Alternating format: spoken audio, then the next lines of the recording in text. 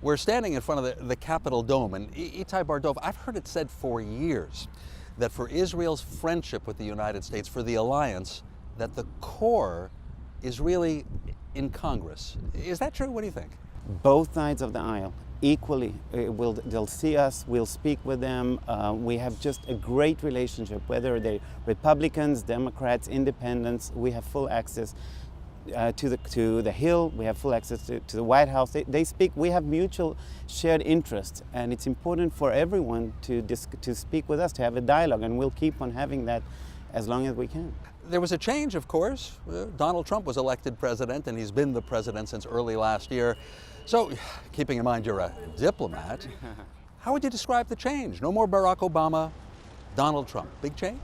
Let's start with the Obama administration. We had a very close relationship with the Obama administration. We worked together on so many issues. President Obama was committed to Israel's security. It's true that we had a very big disagreement in regards to the Iran deal. But when Donald Trump became president, are we talking a total change? That almost everything that Prime Minister Benjamin Netanyahu is interested in, Mr. Trump's interested in, you have a lot more agreement? The fact that President Trump departed or withdrew from the Iranian deal, the fact that he moved the embassy to Jerusalem, that is something that Israelis are going to remember not years and not decades, but centuries from today.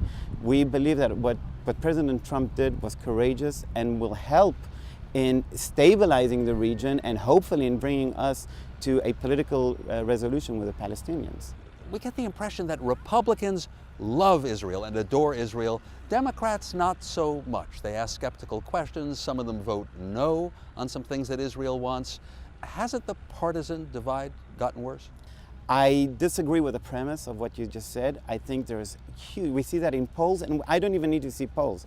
We see it on our daily basis working with Democrats and Republicans. I'm not ignoring the fact that there are pockets of groups within the Democratic Party, with the liberals, the extreme liberal side, that have this anti-Israeli attitude, anti-Israeli attitude.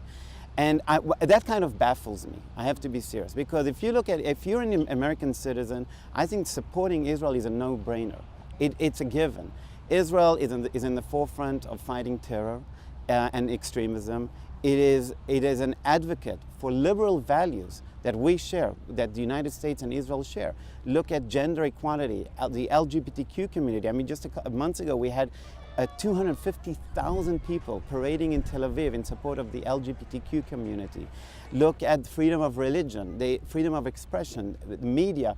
I mean, Israel is a beacon of democracy surrounded by a quagmire of tyranny and dictatorship. You can be against Israel's policies, but if you are against what Israel stands for, I think you're either misguided or anti-Semitic, or you just don't know what's going on.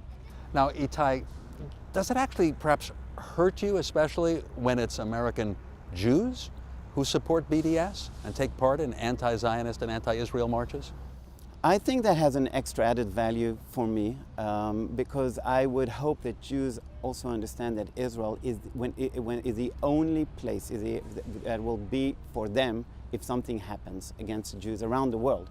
It will be a sanctuary for all Jews, and we didn't have that over 70 years ago, and 6 million Jews died because of that. So when you have Jews calling for BDS, I think that's a little more painful for me.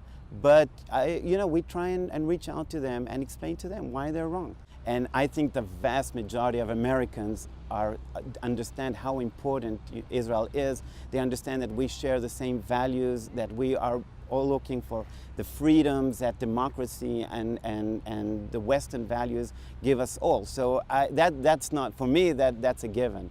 But you have a special relationship, we noticed, with evangelical Christians. Yes, we have a very close relationship with them, but I would surprise you and tell you it's not only with them. Nearly any community in the United States that you'll point at, we have a very good relationship with. Again, because of the shared values of what we represent for the United States in the Middle East.